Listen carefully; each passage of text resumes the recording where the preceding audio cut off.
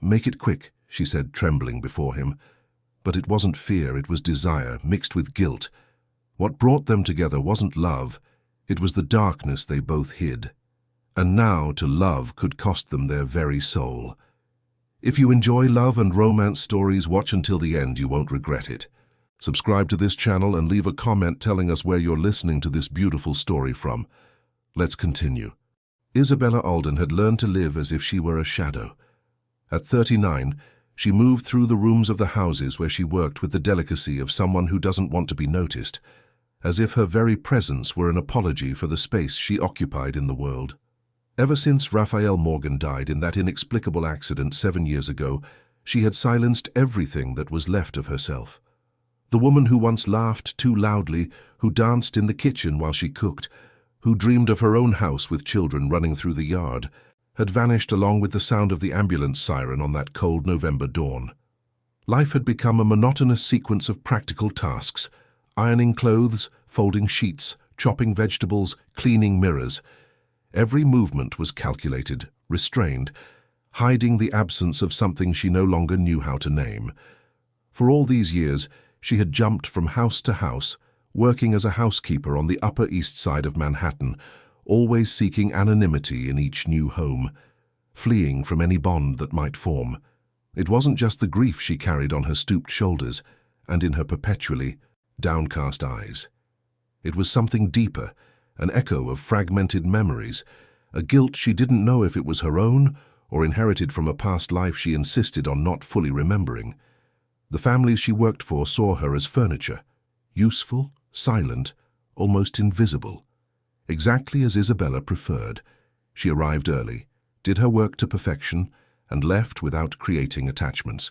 No questions, no confidences, no involvement in the complications of others.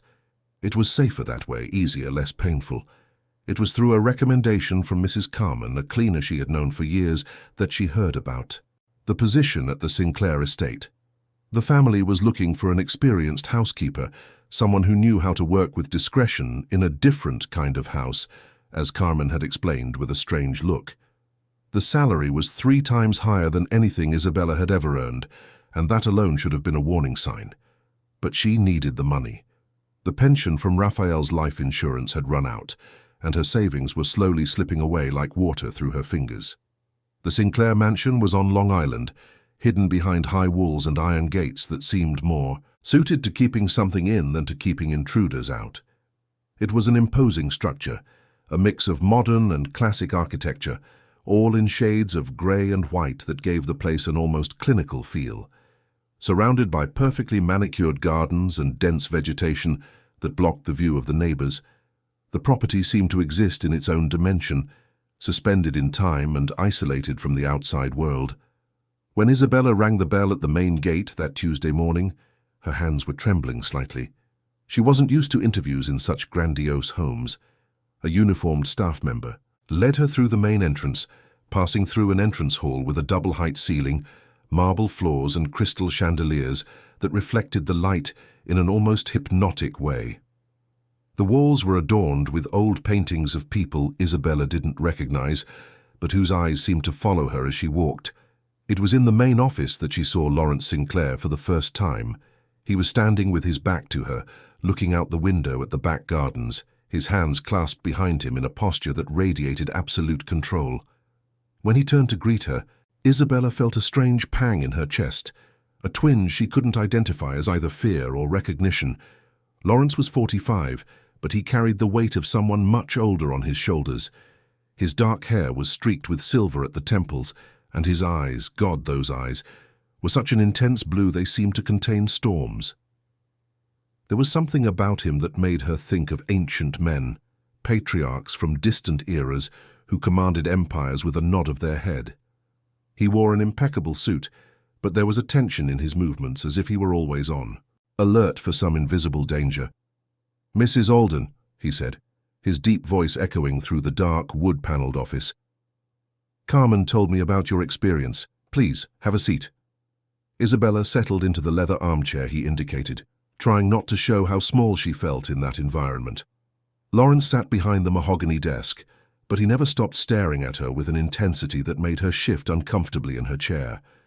It was as if he was searching for something in her face, some answer to a question he hadn't asked.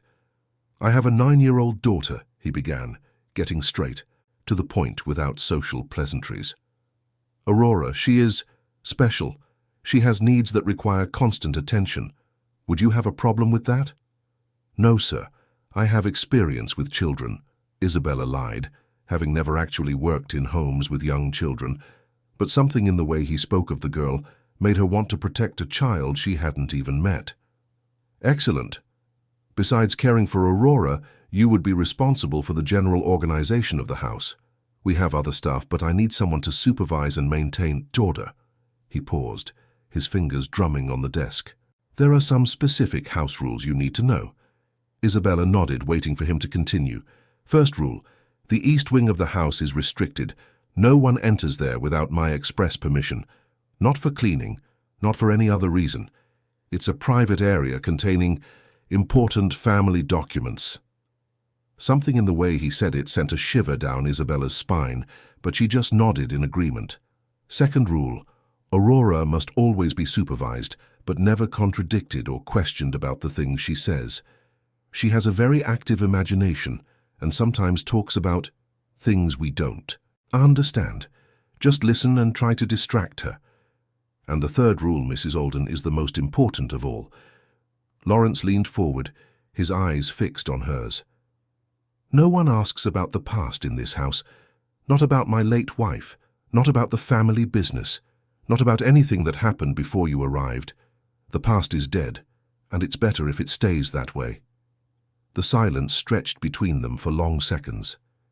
Isabella felt she should ask questions, negotiate terms, perhaps ask for references, but there was something in Lawrence's gaze that stopped her from speaking.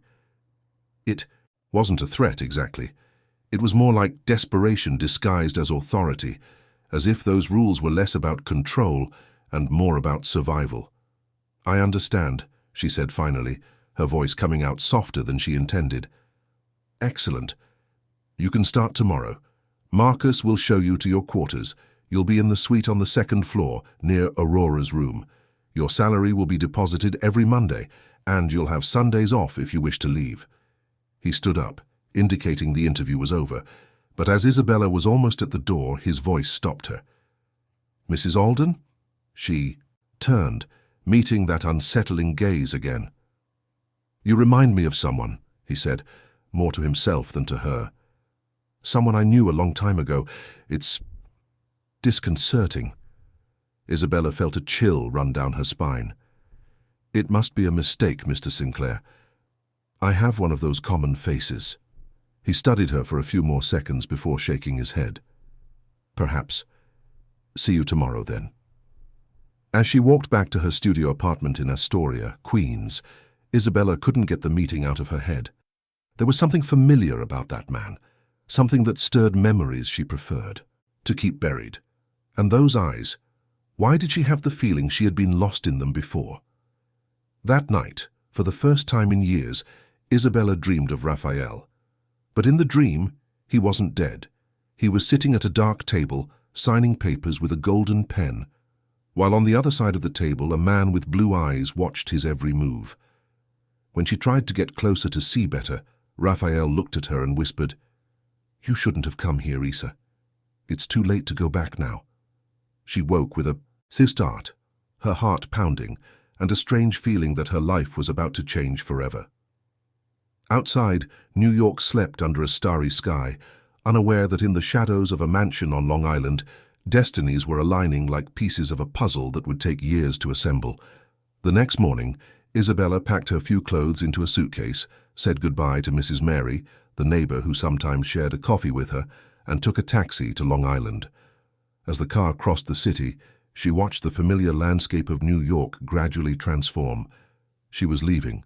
Behind the tight streets of Astoria, the old buildings, and the constant hustle, to enter a world of gated communities, wide avenues, and a tranquility that seemed artificial.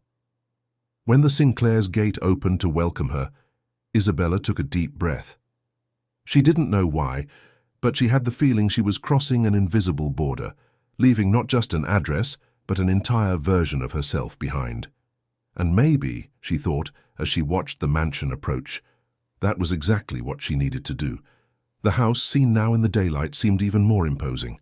Marcus, the staff member who had received her the day before, led her to her quarters on the second floor.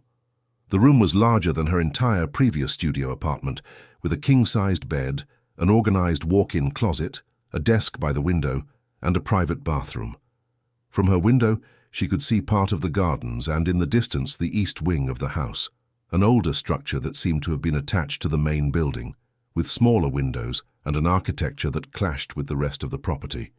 "Miss Aurora is at school now," Marcus explained as he showed her where the cleaning supplies and basic provisions were kept. "She'll be back at 3 o'clock. Mr. Sinclair is in his office and asked not to be disturbed until lunch." Isabella spent the morning getting to know the house, mapping out each room as she did in every new job.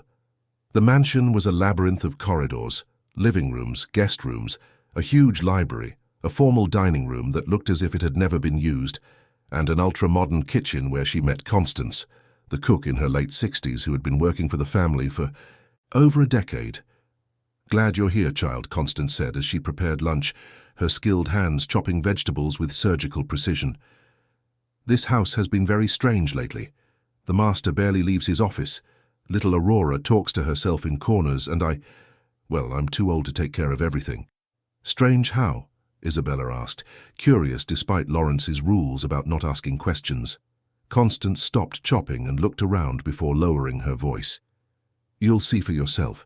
This house has memories, you know, and some memories are best left in peace." Before Isabella could ask what she meant, the sound of a key in the front door echoed down the hall. It was Aurora, back from school. The girl who entered through the door was small for her 9 years, with long blonde hair and green eyes that seemed far too old for her childish face. She wore her immaculate school uniform but carried a pink backpack that indicated that beneath all the strangeness everyone commented on, there was still a normal child. When she saw Isabella for the first time, Aurora stopped in the middle of the hallway and stared at her with disconcerting intensity. For long seconds, they just looked at each other, as if recognizing one another from a place they couldn't identify. "You've been here before," Aurora said finally, her childish voice contrasting with the certainty of her words. Isabella smiled, kneeling down to be at the girl's level. "No, sweetie. This is my first time in this house. I'm Isabella, your new housekeeper." Aurora tilted her head to the side, like a small bird studying something interesting. "I know who you are. You're the woman in the paintings." A chill ran down Isabella's spine. "What paintings?" But before Aurora could answer, Lawrence's deep voice echoed down the hall. "Aurora, come greet our new staff member properly." The girl immediately changed her posture, straightening her shoulders and walking toward Isabella with measured steps. "Good afternoon, Mrs. Alden. I hope you feel welcome in our home." The transformation was so sudden that Isabella was left speechless. It was as if Aurora had put on a mask of a well-behaved child, completely hiding the strange girl from seconds before. And when she looked up at Lawrence, who was watching the scene from the top of the stairs, she met that same intense gaze that had unsettled her in the interview. "Very good, Aurora. Now go do your homework. Mrs. Alden will help you if you need it," Lawrence said, before disappearing down the corridors again. As she accompanied Aurora to her room, Isabella couldn't stop thinking about the girl's phrase. The woman in the paintings. What paintings? And why did she feel that somehow Aurora was right about her having been there before? Aurora's room was a study in contradictions. On one side, toys and children's books organized to perfection. On the other, drawings scattered across the desk, drawings that showed shadowy figures, old houses, and people who seemed to be screaming. In the center of the wall hung a portrait of a young woman in a white dress, with dark hair and sad eyes. "Who is she?" Isabella asked, pointing to the portrait. Aurora looked at the painting, and then at Isabella, her green eyes shining with a strange light. "I don't know her name. Dad says she was one of the old maids, but I don't think that's all she was." "Why do you think that?" The girl moved closer to Isabella and whispered, "Because she cries at night. I hear her." That first afternoon in The Sinclair mansion passed like a slow-motion film. Isabella helped Aurora with her homework, served dinner, organized the house's routine, and tried to familiarize herself with her new duties. But beneath all the practical tasks, a restlessness was growing in her chest. There was something in that house that kept her constantly on alert, as if she were waiting for something she couldn't identify.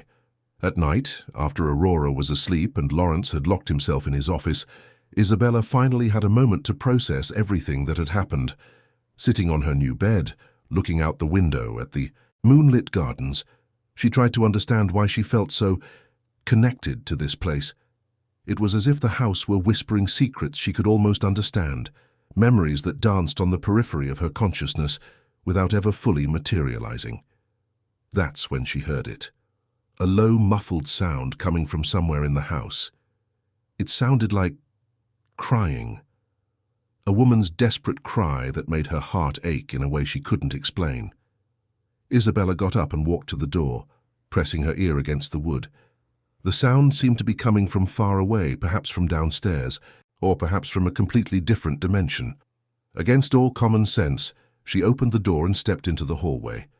The house was plunged into darkness, with only a few emergency lights creating strange shadows on the walls. The sound had stopped, but Isabella could swear she still felt its presence in the air, like a perfume that insists on lingering long after the person has gone. As she walked back to her room, she passed by Lawrence's office door and noticed a sliver of light from underneath. He was still awake, and then, for a moment, she heard his voice. He wasn't on the phone, but whispering something she couldn't understand. Low words, almost like a prayer or perhaps a confession. Back in her room, it took Isabella hours to fall asleep. And when sleep finally came, it brought with it confusing dreams of dark corridors, portraits that moved on their own, and a persistent feeling that she was being watched by eyes she knew intimately but couldn't place in her shattered memories. The next morning, she woke up with the certainty that her life had irrevocably changed the night before. She didn't know how or why, but something had altered in the chemistry of the world around her. And when she went down for breakfast and found Lawrence in the kitchen, drinking coffee while reading the newspaper, the look he gave her confirmed her suspicion. They were connected somehow, and that connection was dangerous for both of them. "Did you sleep well?" he asked, his voice laden with an intimacy that shouldn't exist between an employer and an employee. "Yes, sir," Isabella lied, pouring herself some coffee and trying not to notice how her hands trembled slightly. Lawrence folded the newspaper and watched her over the rim of his cup.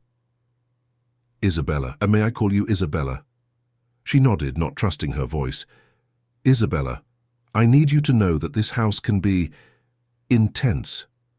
Sometimes people feel things here they can't explain. If that happens to you, don't hesitate to talk to me. I prefer honesty to pretense." Was it an invitation or a threat? Isabella couldn't tell. But as he stood up to leave, he passed by her so closely that she could smell the scent of his aftershave mixed with something deeper, something that made her stomach flutter in a way it hadn't in a very long time. "Have a good day," he said, and his hand brushed lightly against her arm as he passed. The touch lasted only a second, but it was enough for Isabella to understand that she was in dangerous territory, because this man wasn't just her employer. He was something far more complicated, far more attractive and far more forbidden than anything she had faced since Raphael's death. And the worst part was that, for the first time in 7 years, she wanted to take the risk. The following days at the Sinclair mansion unfolded like a carefully choreographed dance.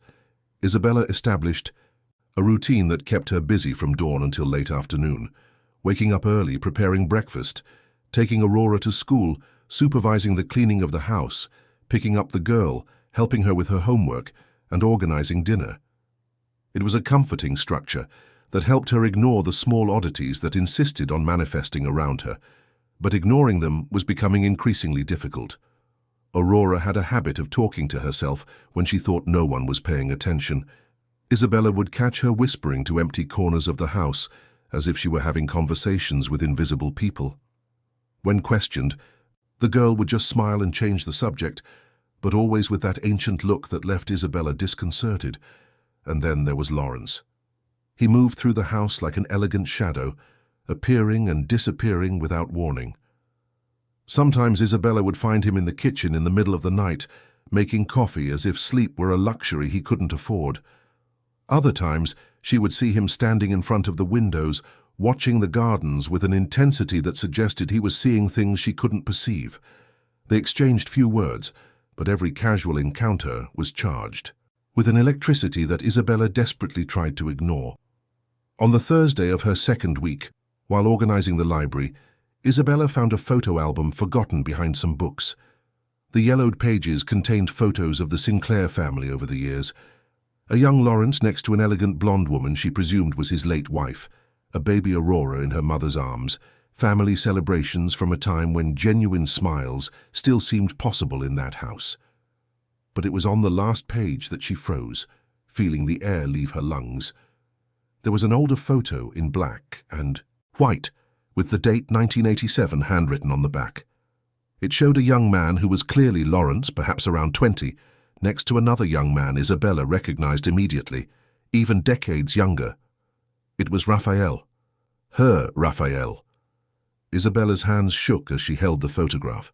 The two men had their arms around each other, smiling at the camera in front of what looked like a university entrance. On the back, besides the date, someone had written, "Lawrence and Raphael, law school graduation, Columbia." The album slipped from her hands, hitting the floor with a dull thud that echoed down through the silent library.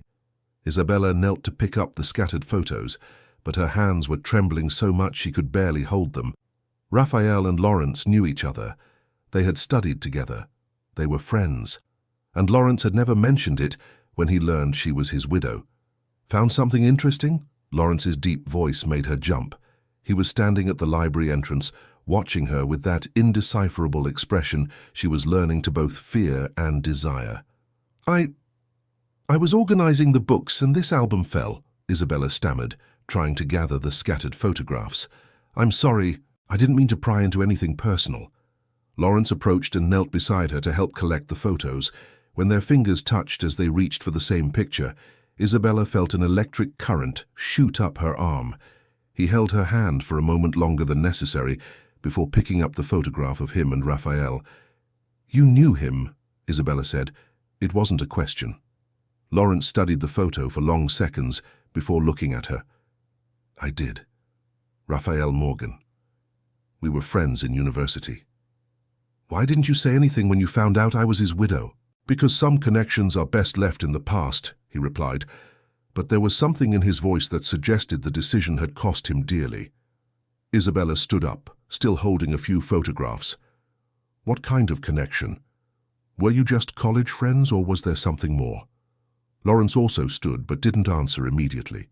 Instead, he walked to the window overlooking the gardens, his hands clasped behind his back in the posture Isabella was beginning to recognize as his way of protecting himself. "Raphael worked for my company," he said finally. "Corporate lawyer. He handled some specific contracts for the family." "What kind of contracts?" "The kind that aren't discussed at home." His voice had hardened, taking on the tone he used when he wanted to end a conversation. But Isabella wasn't willing to let it go. 7 years of unanswered questions about Raphael's death had created a volcano inside her, and she had finally found someone who might have some answers. "Lawrence, my husband died in an accident that was never properly explained. His car skidded on a straight road on a rainless night with no explanation. And now I find out he worked for you. That can't be a coincidence." Lawrence turned to face her, and for the first time since she had arrived at the house, Isabella saw something close to desperation in his eyes. "You don't understand what you're asking," he said, taking a step toward her. "Some truths are dangerous, Isabella. Your husband found that out the hard way." "So there was something wrong." "I knew it." Isabella stopped mid-sentence, processing what he had just said. "Are you saying Raphael was murdered?" The silence that followed was so thick it seemed to have physical weight. Lawrence watched her as if he were measuring how far she could go before breaking, and Isabella felt her entire life was balancing on a tightrope. "I'm saying," he said finally, "that you should stop asking questions you don't want the answers to." "But I do," Isabella whispered, surprising herself with her own courage. "I need to know." Lawrence took another step toward her, and now they were so close she could see the small scars on his face, could feel the warmth emanating from his body. When he raised a hand to touch her face, Isabella didn't pull away. "You have no idea what you're asking for," he murmured, his fingers tracing the line of her cheek with a gentleness that contrasted with the harshness of his words. "And I don't have the strength to protect you from the consequences."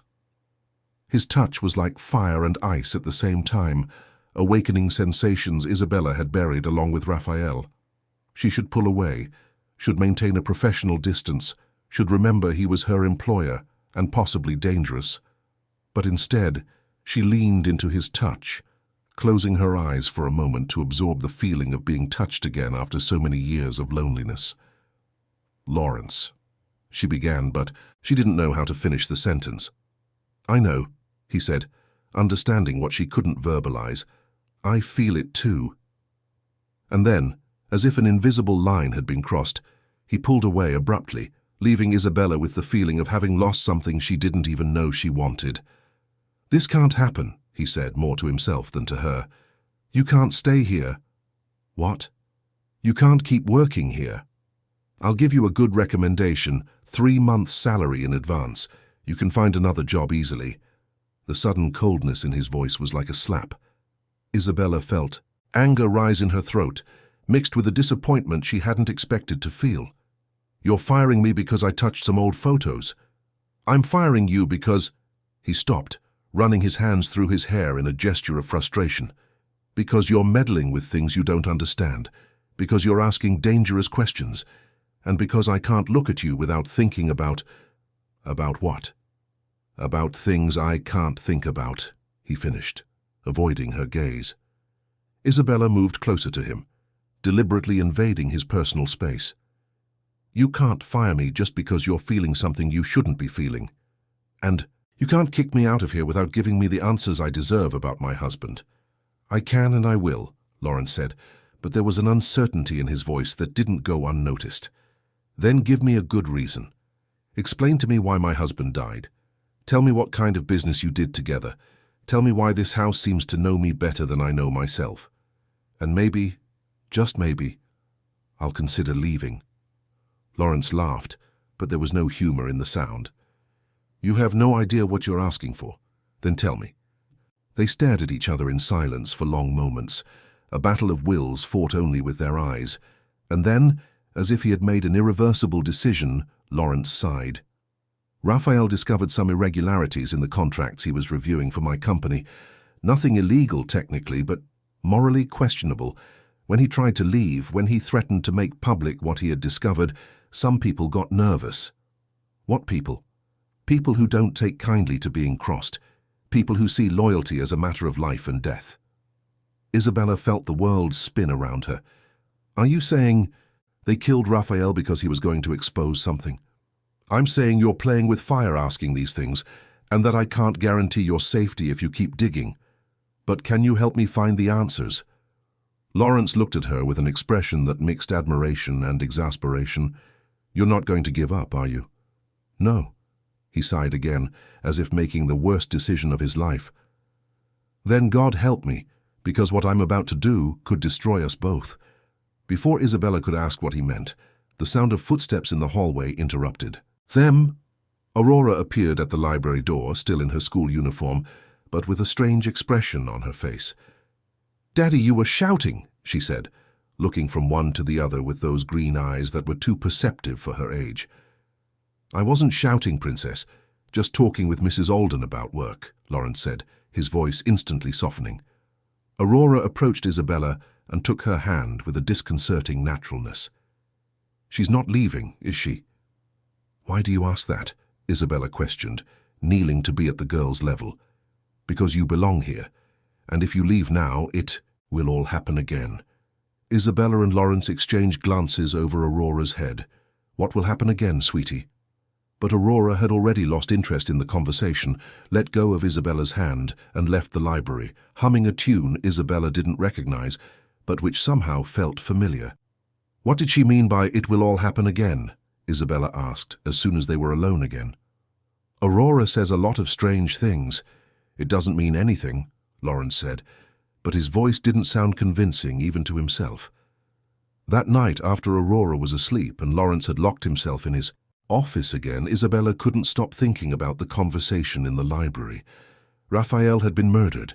She had always known, deep in her heart, that there was something wrong with the official version of the accident, and now she had confirmation that her intuition was right. But there was something else. The way Lawrence had touched her, as if she were both precious and dangerous. The way Aurora talked about her belonging there. The constant feeling that she was reliving something that had happened before. It was almost 2 a.m. when she heard the footsteps in the hall, slow, deliberate steps that stopped in front of her door. Isabella held her breath, waiting. A soft knock echoed through the wood. She got out of bed, wearing only a cotton nightgown, and opened the door. Lawrence stood there, still dressed, but with his hair disheveled and a tormented expression on his face. "I can't sleep," he said simply. "Neither can I." They looked at each other for long seconds, both aware that letting him in would change everything irrevocably, that there were lines that once crossed could not be uncrossed. "Isabella," he said, his voice hoarse with restrained emotion. "If I come in there, I won't be able to pretend this is just work anymore. I won't be able to keep my distance. And what if I say I don't want you to?" His eyes darkened, a storm of desire and conflict brewing in their depths. "Then we're about to make the biggest mistake of our lives. Or maybe," Isabella whispered, taking a step back to let him in, "we're finally doing something right." Lawrence hesitated for a moment that seemed to last an eternity, and then he stepped inside, closing the door behind him with a soft click. That sounded like the closing of one chapter and the opening of another, completely different one. They didn't touch immediately. Instead, they stood in the middle of the room, studying each other like two cautious predators, each calculating the risks and benefits of what was about to happen. "Are you sure?" Lawrence asked, his voice barely a whisper. "No," Isabella admitted, "but I'm tired of being afraid to live." That was all he needed to hear. In 2 strides he crossed the distance between them, his hands tangling in her hair as his lips found hers, in a kiss that was anything but gentle. It was a kiss laden with years of loneliness, of repressed desire, of a connection neither of them fully understood, but could no longer deny. Isabella responded with equal intensity, her hands clutching his shirt as if he were the only solid thing in a world that had begun to spin out of control. He tasted exactly as she had imagined in the moments of weakness she tried to deny, masculine, dangerous, with a hint of desperation that perfectly matched her own. When they finally broke apart for air, they were both trembling. "This is madness," Lawrence murmured against her lips. "Then let's be mad," Isabella replied, pulling him in for another kiss. But this time he resisted, holding her face between his hands and forcing her to look into his eyes. "You need to understand something, Isabella. I'm not a good man. I've done things in my life that would make you run if you knew. And if you stay with me, if you stay in this house, you'll discover secrets you might not want to know." "And you need to understand something about me," she answered, placing her hands over his. "I've already lost everything. Once. I'm not afraid of discovering truths. What I'm afraid of is continuing to live like a shadow, pretending I feel nothing." Lawrence studied her for long moments, as if searching for signs of hesitation or regret. When he found none, a sad smile curved his lips. "Then may God protect us, because what we're about to face will test the limits of what we're capable of enduring." And with those words, he kissed her again, but this time with a tenderness that contrasted with the previous intensity. It was a kiss of promise, of acceptance, of mutual surrender to something bigger than both of them. They spent the rest of the night talking in whispers, exchanging cautious caresses and slowly discovering each other. Lawrence told her about the loneliness that had consumed him since his wife's death, about the weight of carrying the family's secrets, about how he felt trapped in a life he hadn't chosen. Isabella spoke of the years of grief, of the feeling of living a half-life, of the recurring nightmares about Raphael's death that never made complete sense. As dawn began to lighten the windows, they knew they had crossed a boundary from which there was no return, that their lives were now irrevocably intertwined, for better or for worse. "What happens now?" Isabella asked as she watched Lawrence get dressed to return to his room before the house woke up. "Now," he said, buttoning his shirt with fingers that still trembled slightly, "we find out how far this connection between us can take us, and we hope it's strong enough to survive what's coming." He leaned in to kiss her one last time before he left, a soft kiss that carried promises and warnings in equal measure. "Isabella," he said from the doorway. "Yes? Whatever we discover about the past, about Raphael, about this house, promise me you won't run without talking to me first." "Why would I run?" Lawrence hesitated, as if weighing his words carefully. "Because some truths are stranger than any fiction, and because when you know everything you might think you're in danger by staying here." "Am I in danger? Honestly? I don't know, but I know I couldn't bear to lose you now that I've found you." And with those mysterious words, he was gone, leaving Isabella alone with more questions than answers, but for the first time in 7 years, feeling truly alive. Outside, New York was waking to another day, unaware that in a mansion on Long Island, 2 wounded souls had found in each other something they didn't know they were looking for, and that this discovery was about to set off a series of events that would change their lives forever. The days following that night transformed the dynamic of the house in a subtle but irreversible way. On the surface, everything remained the same. Isabella maintained her routines. Lawrence conducted his business. Aurora attended school. But beneath the seemingly normal surface, there was a constant electric current, a tension that made every casual glance, every exchanged word, every accidental touch laden with meaning. They were cautious during the day, maintaining the necessary formality in front of Constance and the other staff. But at night, after Aurora was asleep, they would meet, sometimes in Isabella's room, other times in the library or Lawrence's office. They talked about everything and nothing, discovering each other slowly, building an intimacy that went far beyond the physical.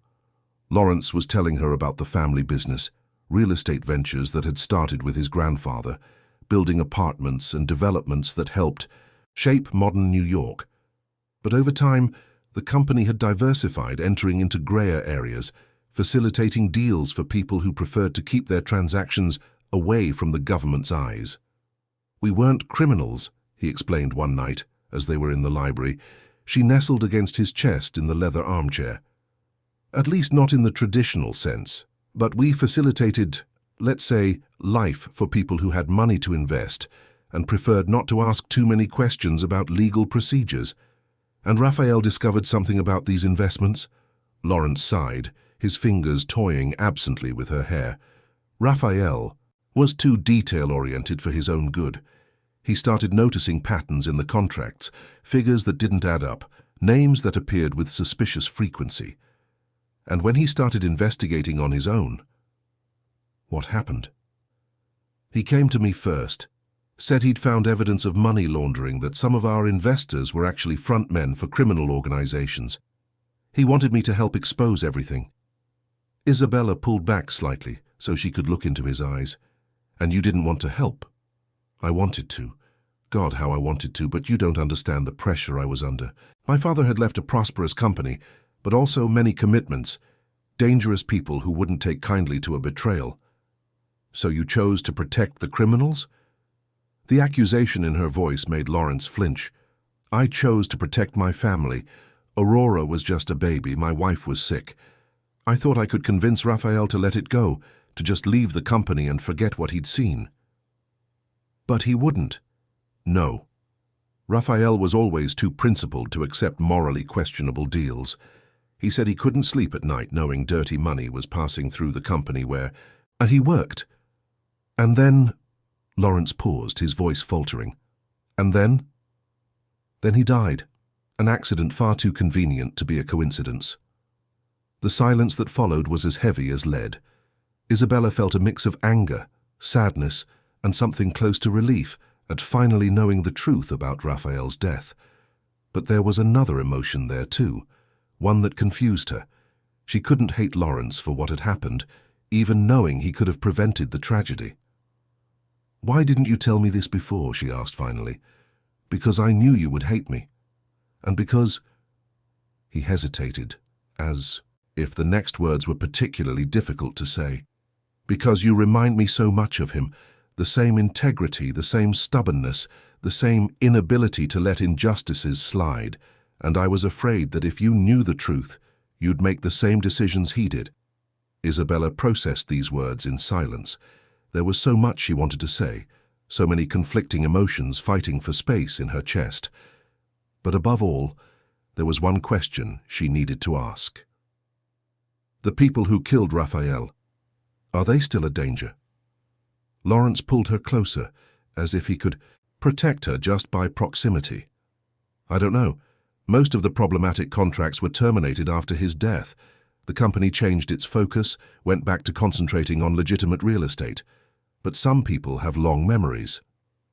And that's why you didn't want me to stay here, because you're afraid I'll suffer the same fate as Raphael." "That's one of the reasons," he admitted. "The other is more selfish." "Which is?" Lawrence tilted his head to look directly into her eyes. "Because since you arrived here, I feel like I'm waking up from a years-long nightmare, and if something happens to you if you leave, I don't know how I'll be able to go back to living like before."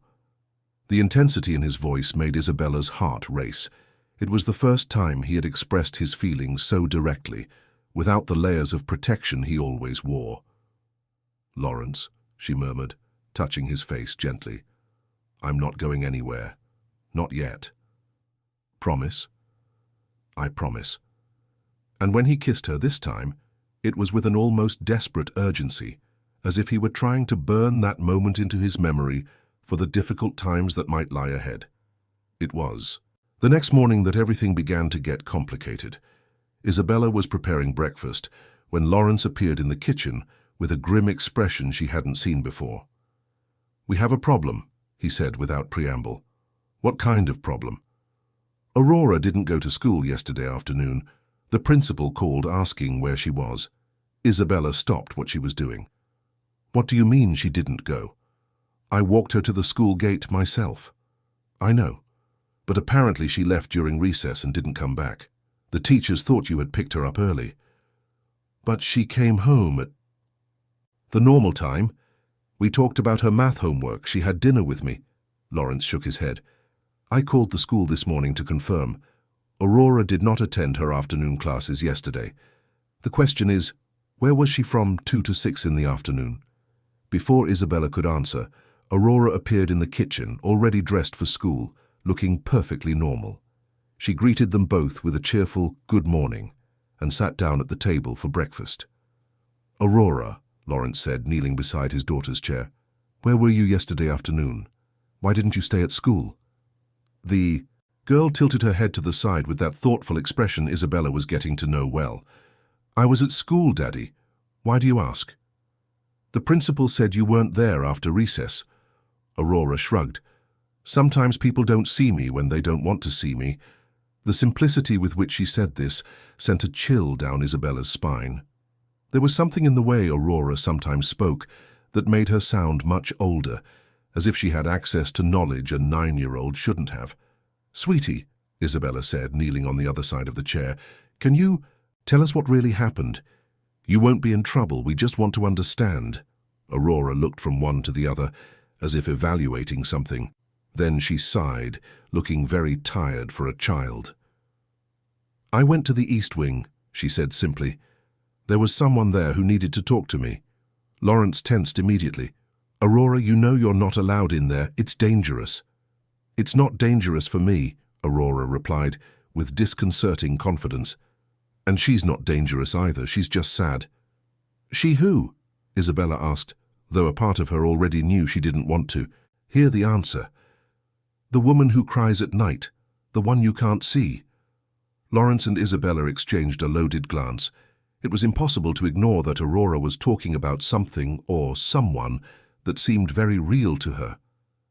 "What does this woman look like?" Isabella asked, trying to keep her voice casual. "She's pretty but very sad.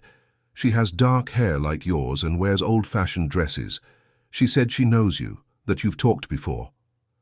"That's impossible, sweetie. I've never talked to anyone in the East Wing." Aurora studied her with that piercing gaze. "Maybe you don't remember. Sometimes people forget important things when they get too sad." After Aurora left for school, with promises not to leave class without permission, Lawrence and Isabella were left alone in the kitchen, processing the conversation. "She's making up stories," Lawrence said, but his voice didn't sound convinced. "Do you really believe that?" "What else am I supposed to believe? That my 9-year-old daughter talks to ghosts?" Isabella hesitated before asking the next question. "Lawrence, can I see the East Wing?" "No." "Why? If there's nothing there but old documents, what's the problem?" "Because—" He stopped, running his hands through his hair in a gesture of frustration. "Because some things are better left in peace."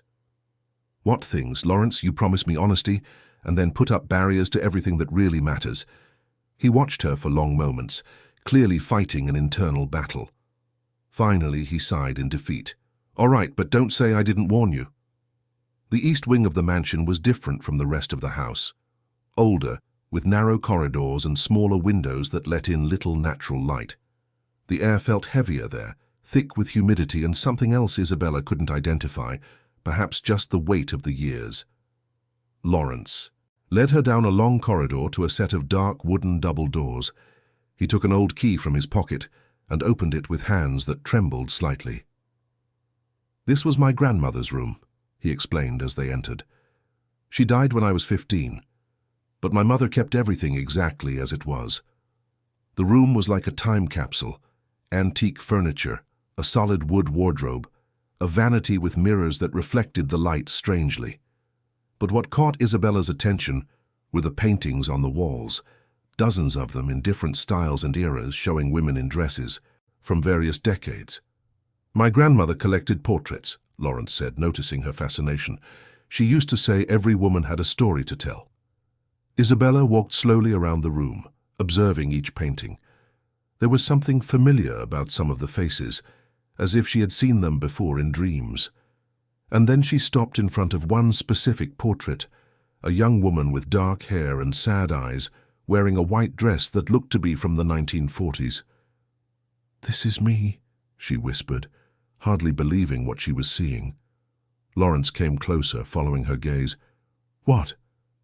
"This woman. She's identical to me. Look, Lawrence, it's as if someone painted my portrait decades before I was born." Lawrence studied the painting and Isabella's face alternately, and she saw his expression gradually change from skepticism to something close to shock. "That's impossible," he murmured.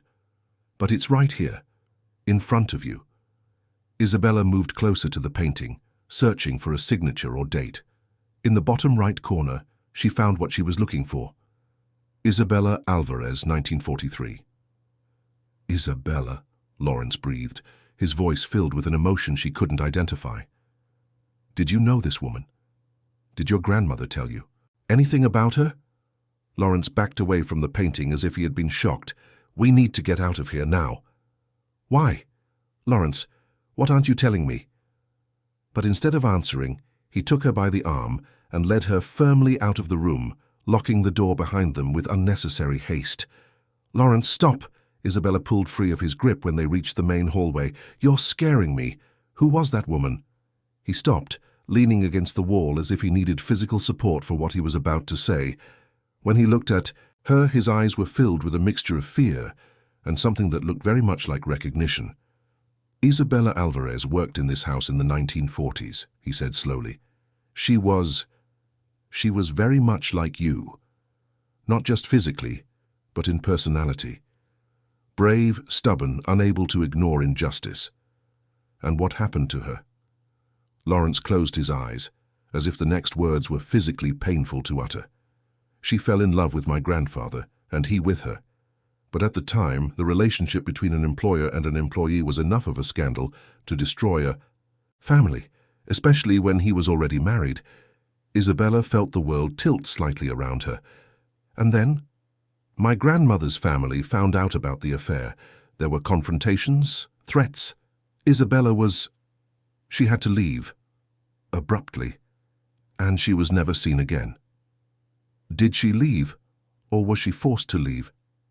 I don't know, Lawrence admitted, but there was something in his voice that suggested he knew more than he was letting on. My grandmother never spoke about it directly, but sometimes, especially in the last years before she died, she would say strange things. She talked about an Isabella, who would one day return to settle the score. Settle what score? I don't know. I thought it was just the ramblings of old age, until you showed up. They looked at each other in silence for long moments, both processing the implications of what had been revealed. The physical resemblance couldn't be a coincidence. The way Isabella felt connected to the house as if she knew it. Aurora's strange words about her belonging there. Lawrence, Isabella said slowly, do you think it's possible that I'm a descendant of hers? That the Isabella from the 1940s was my grandmother or great-grandmother? It's possible, he admitted. It would explain a lot, but not everything. No, it doesn't explain why Aurora seems to see things we don't. It doesn't explain why you were specifically recommended to work here, and it doesn't explain why... He stopped. Why what? Why I feel like I've lived this moment before, this conversation, this discovery, as if it were an echo of something that has already happened. Isabella felt a chill run down her spine, because she felt the same thing, as if they were following a script written decades ago, playing roles that others had already played. We need to find out what really happened to the Isabella of 1943, she said finally. It could be dangerous. More dangerous than continuing on without understanding why we're here, why we feel this way, why Aurora sees things we can't explain. Lawrence studied her for long moments, as if gauging her determination. If we do this, if we start seriously investigating this house's past, there's no going back. And it's possible that the answers we find will be worse than the questions. I'm willing to take that risk. Then God help us, Lawrence murmured, because I have a feeling we're about to discover that some stories never really end. They just repeat until someone has the courage to break them. And as they held each other in the mansion's hallway, they both had the strange sensation that they were being watched by invisible eyes, as if the past were finally preparing to meet the present, and when that meeting happened, nothing would ever be the same. The investigation into Isabella Alvarez began discreetly. Lawrence used his contacts to access old city archives, immigration records, and documents from the era. Isabella, for her part, began talking more with Constance, who had worked for the family for decades and might have heard stories about the past. It was Constance who provided the first real clue. During a rainy afternoon, while they were preparing a beef stew that Lawrence had specifically requested, the older cook began to talk about the old times of the house. "You know, child," she said while stirring the stew on the stove, "your arrival here has stirred up a lot. Not just the master, who any blind person can see is different since you appeared, but the house itself." "What do you mean?" Constance lowered her voice as if afraid of being heard by the walls. "This house has a memory, I've told you, and some memories are stronger than others. Since you arrived, I've been hearing things. Footsteps in the halls at dawn, doors opening on their own, whispers coming from nowhere." Isabella stopped chopping vegetables. "Are you trying to scare me?"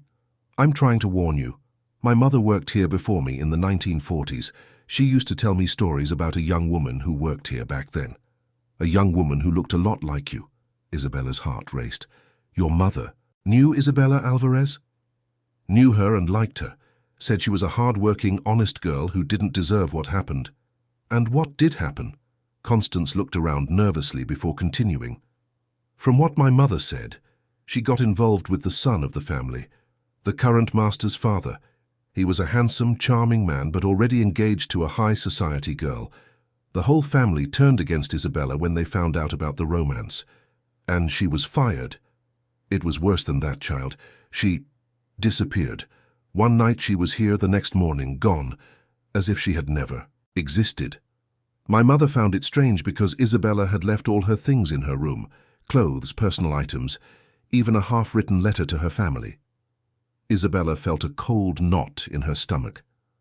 "What kind of letter?" My mother said it seemed like a farewell, as if she knew something was going to happen. That night, Isabella shared the conversation with Lawrence. They were in his office, she sitting in the leather armchair, while he paced nervously around the room. "If Constance is right," Isabella said, "Isabella Alvarez didn't leave of her own free will. Something happened to her." "It's possible," Lawrence admitted. "My grandmother's family wasn't known for its tolerance of scandals." "Lawrence, I need to know how she died." He stopped pacing and looked at her in surprise. "Who said she died? You said she was never seen again. And Constance talked about a farewell. People don't just disappear." "They did in the 1940s, Lawrence said grimly, "especially when they bothered powerful people." "So you think your family killed her?" The question hung in the air like an accusation. Lawrence sat down heavily in the chair behind his desk, suddenly looking much older. "I don't know," he said finally.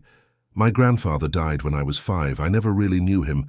And my grandmother, she carried a lot of guilt about many things. I always thought it was about marrying a man she didn't completely love. But what if it was about something much worse? Then we're meddling with secrets that could be dangerous for us too." Isabella stood up and walked to his desk, placing her hands on his. "Lawrence, if there's a chance that Isabella Alvarez was unjustly killed, if there's a chance your family covered up a crime, we can't just pretend we don't know. And if we find out it's true, what will we do? My grandfather has been dead for decades, my grandmother too. There's no one to hold accountable. But there will be justice. And maybe she will finally rest in peace." Lawrence studied her for long moments. "Do you really believe there's something supernatural happening here? That the spirit of Isabella Alvarez is somehow present?" "I don't know what I believe," Isabella admitted. "But I know that since I arrived here, I've felt that something is unresolved, as if there's an unfinished story waiting to be told." "And you want to be the one to tell it?"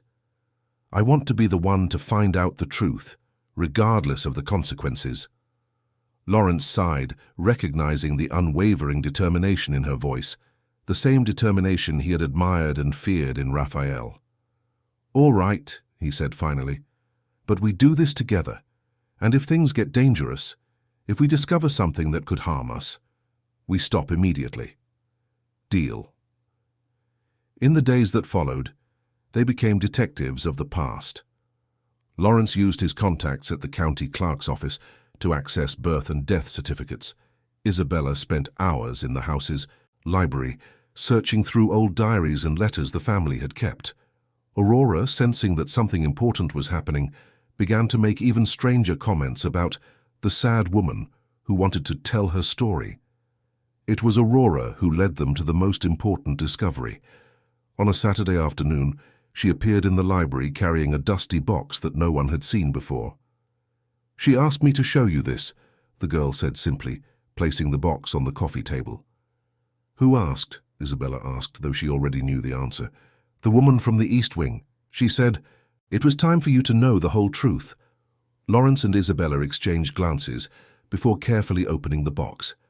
Inside, they found a collection of letters yellowed with time, some photographs, and a brown leather diary with the initials IA embossed on the cover. "Where did you get this, Aurora?" Lawrence asked, his voice tense. "It was under the loose floorboards in the East Wing. She showed me where to look." Isabella's hands trembled as she picked up the diary. The first page confirmed her suspicions. "Property of Isabella Alvarez, New York, 1943. They spent the next few hours, reading, sometimes in silence, sometimes sharing particularly revealing passages. Isabella Alvarez's diary told the story of a young, orphaned woman who had come to work at the Sinclair mansion in search of a better life. Initially, she had been hired only for domestic services, but her intelligence and education, rare for a maid at the time, soon caught the attention of Charles Sinclair, Lawrence's grandfather. What began as casual conversations about books and politics soon turned into something deeper. Charles was a man unhappy in his arranged marriage, and Isabella represented everything he desired in a partner: intelligence, passion, honesty. The love affair that developed between them was intense and secret, but it didn't remain hidden for long. September 4th, 1943, Isabella read aloud. Charles asked me to run away with him. He said he can't pretend he doesn't love me anymore, that he can't bear to live a lie. Part of me wants to say yes, but I know it would destroy his life, and maybe mine too. October 15th, 1943, she continued, turning a few pages. The family found out about us. I saw in Mrs. Sinclair's eyes that she knows, and from the look she gave me I know I'm in danger. Charles tried to protect me, but there are forces here greater than the love of two young people. Lawrence was reading one of the letters, his expression growing darker. Isabella, you need to hear this, he said. It's a letter my grandmother wrote to a sister. It was never sent, apparently. He began to read in a controlled but tense voice. Dearest Margaret, this week's events have left me sleepless. The situation with the maid has reached an untenable point. Charles is completely bewitched by her, talks of leaving everything behind for a woman he barely knows. Father said we must take drastic measures before our reputation is completely destroyed. Lawrence stopped reading, his face paling. Keep going, Isabella said, though her voice came out weaker than usual. I cannot allow my son to destroy our family for a whim. The girl will be removed from the situation. Father has contacts who can ensure she disappears without causing trouble. It is for the best, for everyone involved. The silence that followed was deafening. Aurora, who had remained quiet during the reading, approached Isabella and took her hand. She wants you to know she doesn't blame anyone, the girl said in her childish voice, yet it was filled with a chilling wisdom. She just wants to rest. Aurora, Lawrence said gently, where exactly do you talk to this woman? In the basement of the East Wing. There's a hidden little room there that no one else can find. That's where she's waiting. Isabella and Lawrence looked at each other, both understanding the implication of the child's words. She's buried in the basement, Isabella whispered. It seems so, Lawrence confirmed, his voice thick with horror and guilt. I need to see her, Isabella said, surprising them both with her determination. Isabella, no. If she really is there, it's a crime scene. It could be traumatic. Lawrence, this woman might be my great-grandmother. She was killed by your family, buried like an animal, forgotten for decades. The least I can do is give her a proper burial and find out the whole truth about what happened. And if we find out my family committed murder, what does that do to us? Isabella moved closer to him, taking his face in her hands. It doesn't change anything about who you are. You're not responsible for the crimes your ancestors may have committed, but we are responsible for doing the right thing now that we know. Lawrence closed his eyes, leaning into her touch. If we do this, if we find evidence that she was murdered, we'll have to report it. Even after all this time, it's homicide. My family's reputation will be destroyed. And does that matter more than justice? No, he said after a long pause. It doesn't matter. That same night, after Aurora was asleep, they went down to the East Wing with flashlights and basic tools.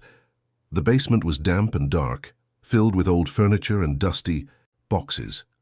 But Aurora had been specific about the location, a small room at the back behind a wall that looked solid, but which, on closer inspection, showed signs of having been hastily built. It took them 2 hours to break through a large enough opening to enter. On the other side, they found a small claustrophobic space that smelled of dampness and something much older. And there, in a corner, partially covered by a rotted canvas, were human bones and the remains of a dress that had once been white. Isabella fell to her knees beside the remains, tears streaming down her face. It wasn't just sadness she felt, but a deep, primal connection, as if she were finally finding a lost part of herself. I'm so sorry, she whispered to the bones. I'm so sorry you suffered alone, but we're going to get justice now. Lawrence was kneeling beside her, examining something he had found near the skeleton. It was a silver locket, tarnished by time, but still legible. Inside was a tiny photograph of a young man who was clearly his grandfather. She really loved him, he said, his voice broken with emotion. Even knowing it could kill her, she loved him. The way I love you, Isabella said, the words tumbling from her lips before she could think about them. Lawrence looked at her with surprise and something close to reverence. Isabella, I know it's crazy. I know we've only known each other for a few weeks, that you're my employer, that there are 1,000 reasons why this is wrong. But it's true. And if we're going to face what's coming, you need to know.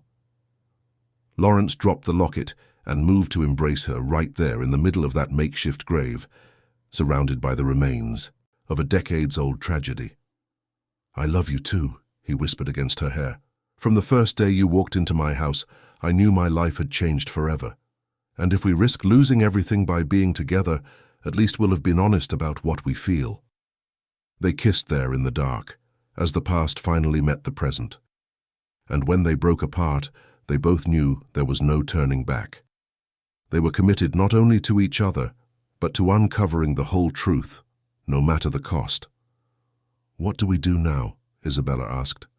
Now, Lawrence said, picking up the locket and carefully pocketing it. We give her the burial she deserves, and then we find out exactly who in my family is responsible for her death. And if we find out it was your grandfather directly, then he will answer for his crimes, even if it's only before memory and divine justice. Some debts never expire, Isabella, and it's time the Sinclair family paid theirs. As they left the basement, carefully carrying the remains of Isabella Alvarez, neither of them noticed the small figure watching from the top of the stairs. Aurora smiled, not the innocent smile of a child, but something older, wiser. She's happy now, the girl whispered to the empty air. Someone finally came looking for her. The story will finally have a different ending.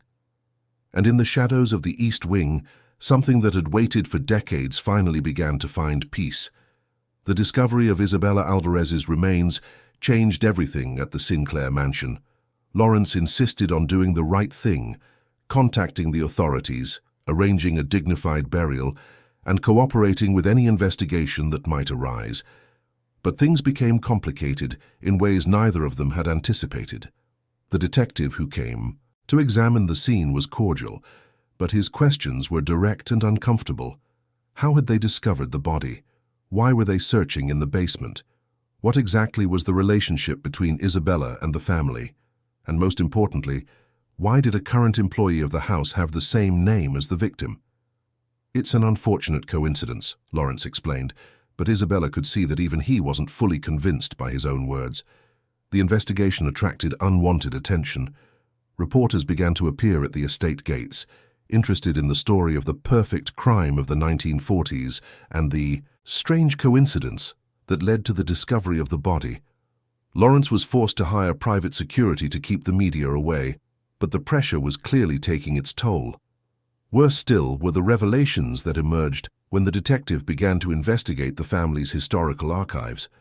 Documents that no one had seen for decades came to light, including records of suspicious payments for cleaning services and correspondence between Lawrence's grandfather and men known for solving problems in a definitive manner. Mr. Sinclair, the detective said on a particularly tense afternoon, while we cannot prosecute those directly responsible for the crime, they have all been dead for decades. There is clear evidence that your family was involved in the murder of Isabella Alvarez. This could have implications for the family's current business. Lawrence understood the insinuation. A family with a history of homicide was not exactly what investors and business partners wanted to be associated with. His company, which had taken decades to clean up its reputation after the troubles during Raphael's time, now faced an even bigger scandal. It was at this moment of crisis that Edward Mills appeared. Isabella was organizing Aurora's clothes when Constance came to inform her that she had a visitor. An elegant man in his 50s was waiting in the main living room. He said he was a lawyer and had important information about her family. Mrs. Alden, Edward said when she came downstairs, extending a hand with a smile that didn't reach his eyes. It's a pleasure to meet you. My name is Edward Mills and I represent certain interests related to your current situation. What kind of interests? Edward gestured for her to sit, adopting a posture that suggested he was used to controlling conversations.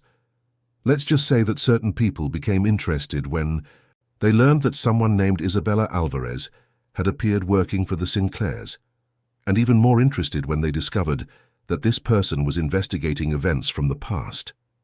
A chill ran down Isabella's spine. Who are these people? Descendants of families who were involved in the Sinclair's business in the 1940s, people who prefer that certain stories remain buried. And if I don't want to keep the stories buried? Edward's smile grew colder. Then you would become a problem, and problems, unfortunately, sometimes need to be resolved. The living room door opened at that moment, and Lawrence entered with a grim expression. He had clearly overheard at least part of the conversation. "Edward," he said, his voice controlled but tense, "I didn't expect to see you here." "Lawrence, what a surprise! Although on second thought, perhaps it's not such a surprise. You always did have a weakness for complicated women." Isabella looked from one to the other, realizing they knew each other. "You two know each other?" "Edward is, let's say, a long-time family consultant," Lawrence explained. "He handles certain aspects of the business that we prefer to keep discreet." "Exactly," Edward agreed. "And it's in that capacity that I've come here today, to suggest that it might be better for all involved if Mrs. Alden decided to have a change of scenery." "Are you threatening me?" Isabella asked directly. "Not at all. I'm simply pointing out that continuing this investigation could be detrimental to many people, including you and Lawrence himself." Lawrence took a step forward, placing himself between Edward and Isabella. "Edward, I think you should leave, now." Of course. But Lawrence, you know how these things work. There are people who have invested a great deal in keeping certain stories secret. And they were not happy when they learned the past was being exhumed. "What people?" Lawrence insisted. Edward stood up, adjusting his suit with calculated movements. "People with long memories and enough resources to protect their interests. People who wouldn't hesitate to repeat the solutions of the past if necessary." "Get out of my house," Lawrence said, his voice low but filled with authority. "Certainly. But consider my visit a friendly warning. Some stones are best left unturned." After Edward left, Lawrence and Isabella sat in silence for long minutes. The threat had been clear, even if cloaked in polite language. "Who is he really?" Isabella finally asked. "Someone who works for people who prefer to solve problems discreetly. The kind of man my grandfather would hire when he needed things to disappear." "Like Raphael?" Lawrence closed his eyes, the pain of the connection evident on his face. "Possibly. Edward has always denied any involvement, but you suspect." "I suspect a lot of things, and now I'm starting to suspect that you're in real danger because of all this." Isabella moved closer to him, taking his hands in hers. "Lawrence, if there's a chance that the same people who killed Isabella Alvarez also killed Raphael, I need to know. I can't live in ignorance anymore. And if knowing costs you your life, and if not knowing means they continue to kill innocent people." That night, after much debate, they decided that Isabella should leave the house temporarily, not out of fear but as a strategy. If she wasn't there, Lawrence could investigate more freely without worrying about her immediate safety. But Aurora didn't agree with the plan. "You can't leave now," the girl said when she learned of the decision. "She won't understand. She'll think she's being abandoned again." "Who won't understand?" "Sweetie," Isabella asked, kneeling to be at Aurora's level. "The woman in the portraits, she's scared. She says if you leave now, the story will repeat itself. The bad man will win again." Lawrence and Isabella exchanged glances. As strange as it was to admit, Aurora's words made sense.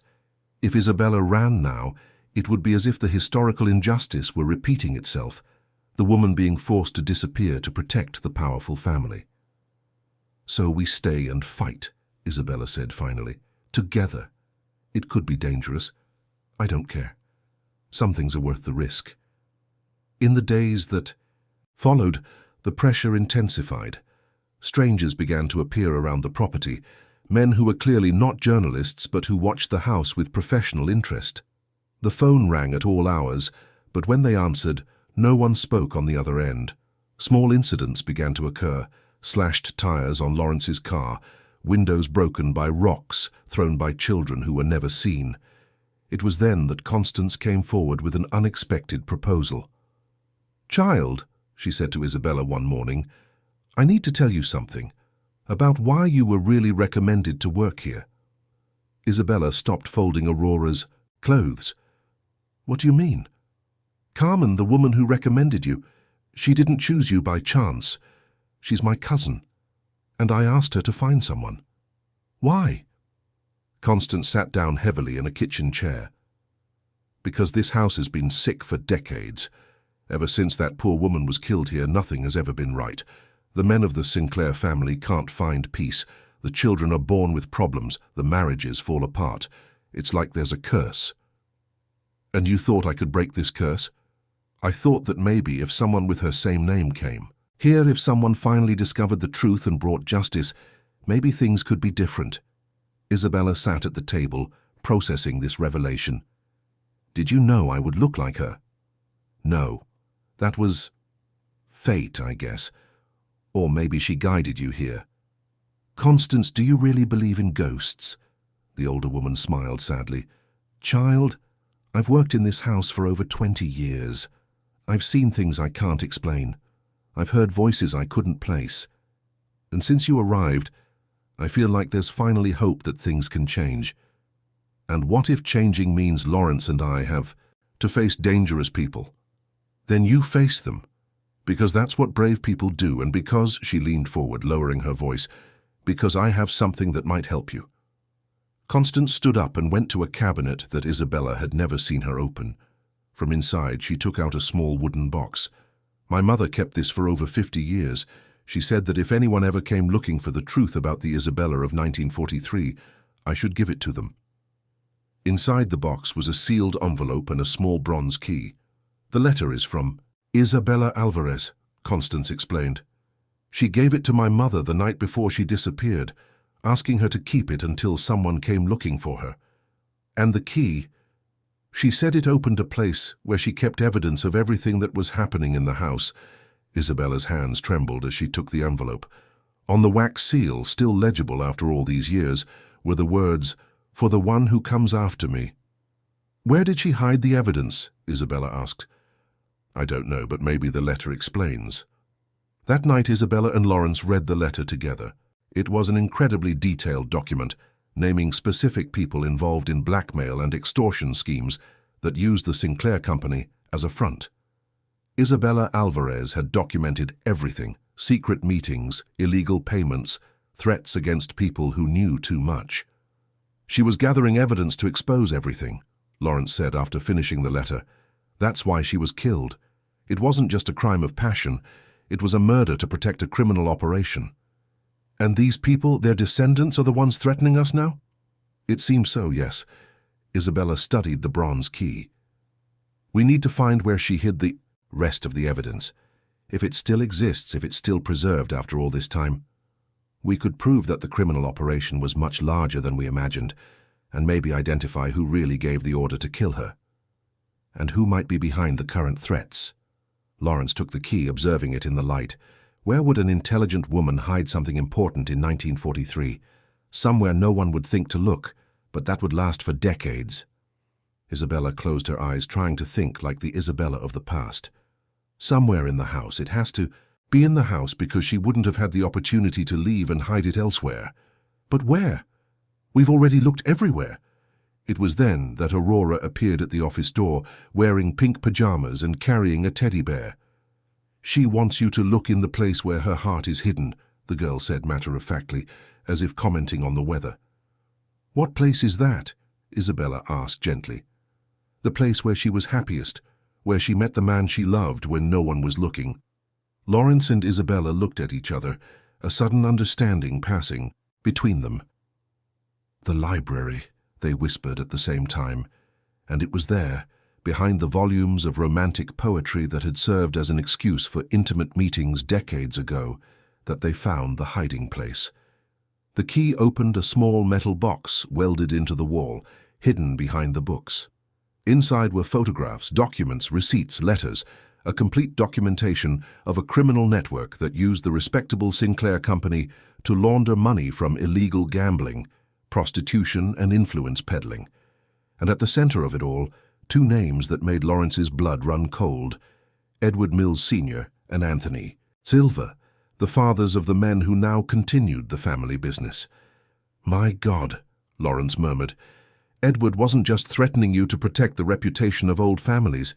He was protecting a criminal operation that apparently continues to this day.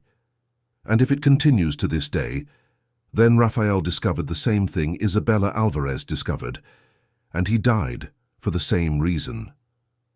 Isabella closed her eyes, feeling the weight of the truth finally revealed. "What do we do now?" "Now," Lawrence said, carefully gathering all the evidence, "we do what Rafael and Isabella Alvarez wanted to do decades ago. We expose everything, no matter the cost, even if it means war with dangerous people." Lawrence moved closer to her, taking her face in his hands. "Especially if it means that, because enough of letting fear and greed destroy innocent people. Enough of letting love stories end in tragedy. And if they try to kill us, then at least we'll die knowing we did the right thing, and that our story will be different from theirs." Isabella leaned in and kissed him, a kiss filled with fear, hope, and determination. "Then let's end this once and for all. Let's."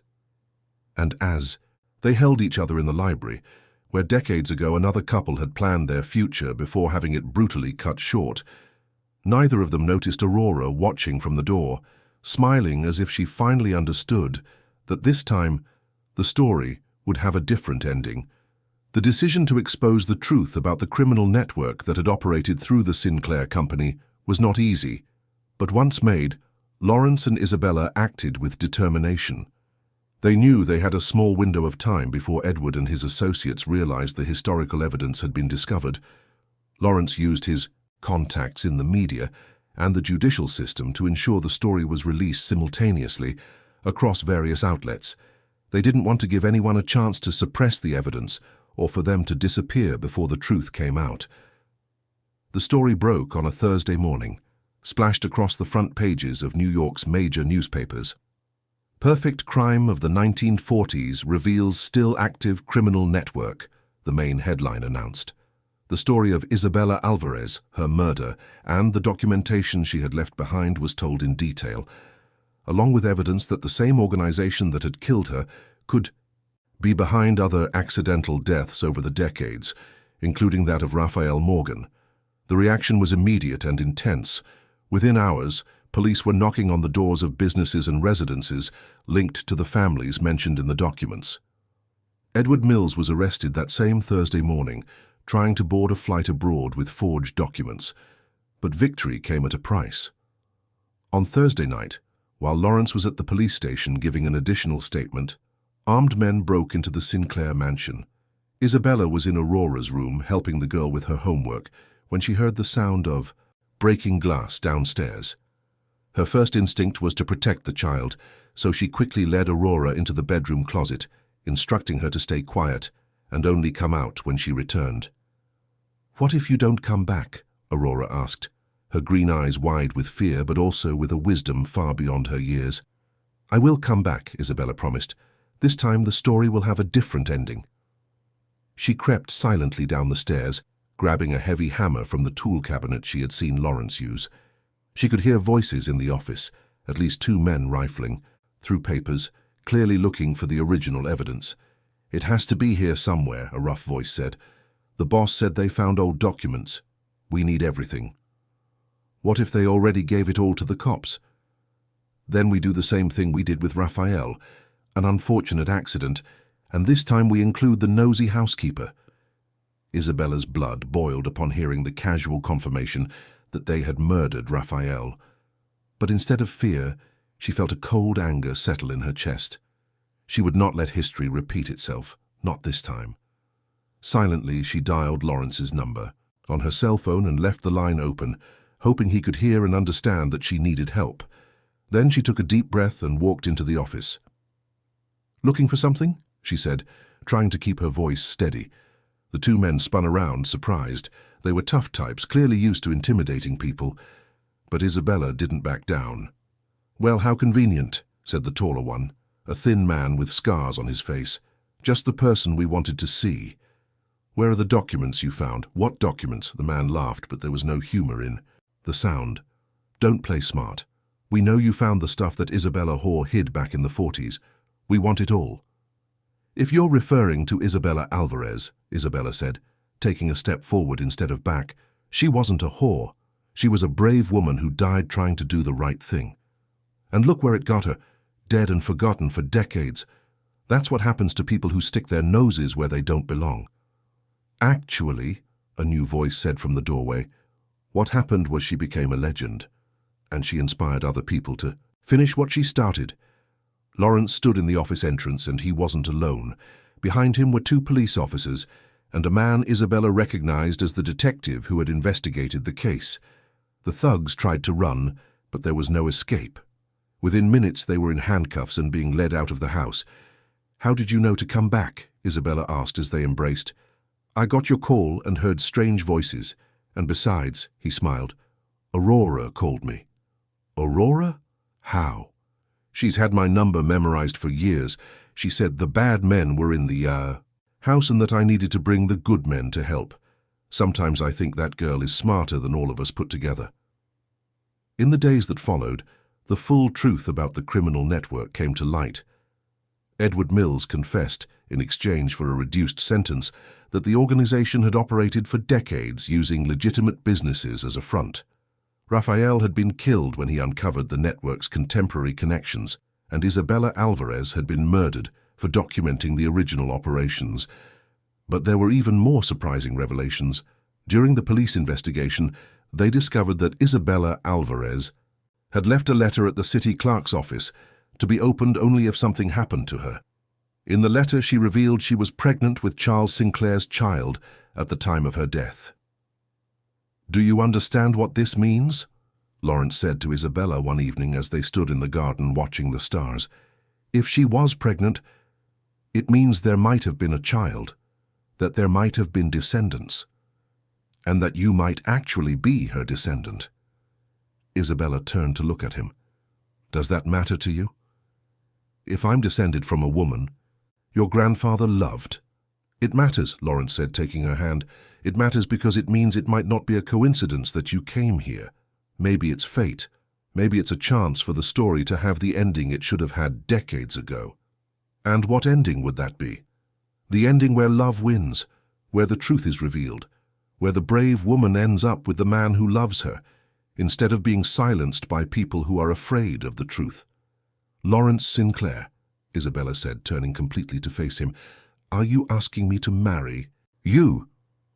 I am, he said, taking a small box from his pocket. I'm asking you to marry me, not in spite of all this madness that happened, but because of it.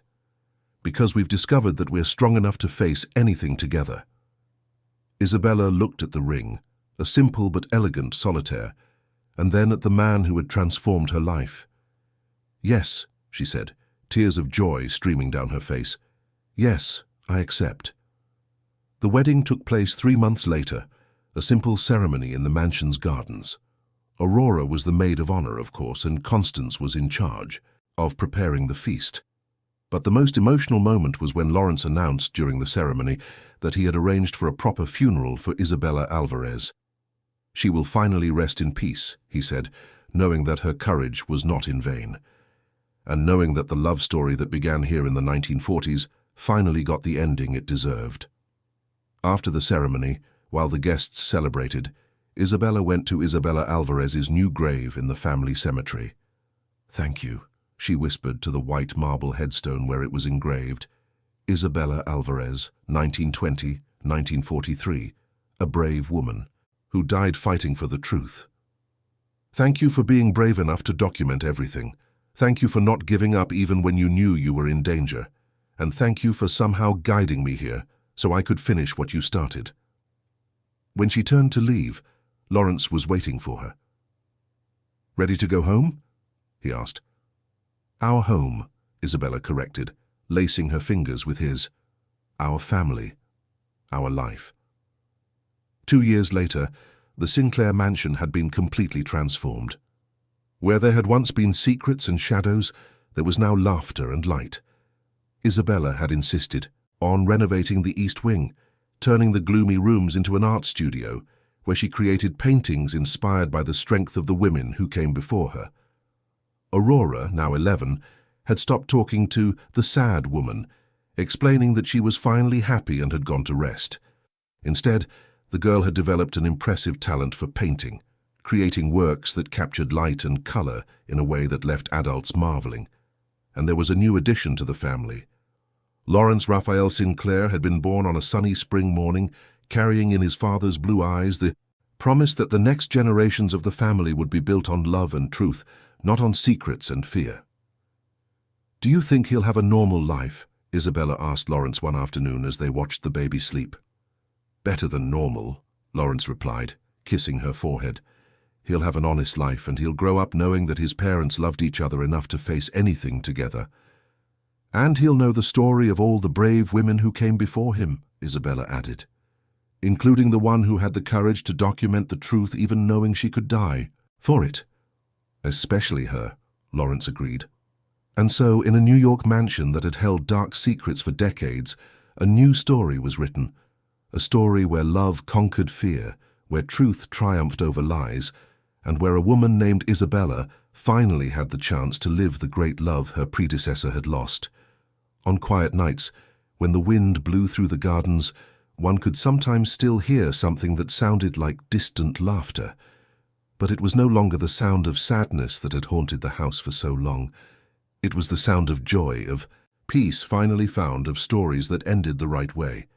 And if anyone asked Isabella Alden Sinclair, as she now liked to be called, if she believed in ghosts, she would smile and say, "I believe in justice, I believe in love, and I believe that sometimes the universe gives us a second chance to make things right."